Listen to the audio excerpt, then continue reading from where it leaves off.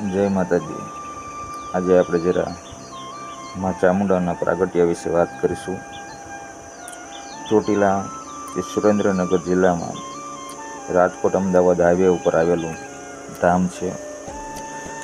તેને 600 થી 650 પગથિયા ચડીએ ત્યાર પછી માતાજીના દર્શન થાય છે। ચોટીલાનું પવિત્ર ધામ 52 શક્તિપીઠમાંનું એક ગણાય છે। પુરાણમાં જે કથા છે એ કથા પ્રમાણે રાજા દક્ષરાજ જગતના કલ્યાણ માટે એક યજ્ઞનું આયોજન કરે।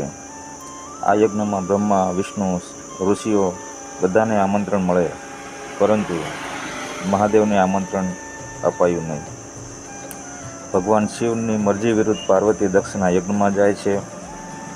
યજ્ઞમાં ભગવાન શિવનું કોઈ સ્થાન જોવા નહીં મળતા પોતાના પતિનું અપમાન થયું એમ જાણીને પાર્વતી યજ્ઞમાં કૂદી જાય છે। ભગવાન શંકરે જ્યારે આ સમાચાર મળ્યા ત્યારે તેમણે વીરભદ્ર અને શિવગણને યજ્ઞના નાશ કરવા માટે મોકલ્યા છે। ભગવાન શિવે સતીના અડધા બળી ગયેલા મૃત્યુ દેહને લઈને તાંડવ નૃત્ય કર્યું। ભગવાન શિવનું તાંડવ નૃત્ય રોકવા માટે વિષ્ણુએ સુદર્શન ચક્રથી સતીના અડધા બળી ગયેલા મૃતદેહના 9 ટુકડા કર્યા। જ્યાં જ્યાં શક્તિના શરીરના ટુકડા પડ્યા તે શક્તિપીઠ બન્યા। એમાંનું એક ચોટીલા પણ શક્તિપીઠ હોવાની માન્યતા છે। જય સિયારામ, જય માતાજી।